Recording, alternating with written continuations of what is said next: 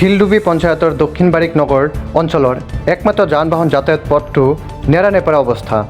দক্ষিণ বাৰিক নগৰ গাঁওটো স্থানীয় ৰাইজে সোণাই সমষ্টিৰ অন্যতম পিছপৰা গাঁও বুলি গণ্য কৰে।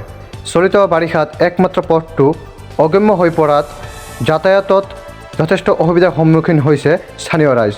ফলত স্বাভাৱিক জীৱনত ব্যাঘাত জন্মিছে। বিদ্যালয়লৈ যাব পৰা নাই বিদ্যালয়ৰ ছাত্ৰ ছাত্ৰীসকল। স্থানীয় নেতাসকলেও এই ক্ষেত্ৰত কোনো পদক্ষেপ লোৱা নাই বুলি আমাক জানিবলৈ দিছে।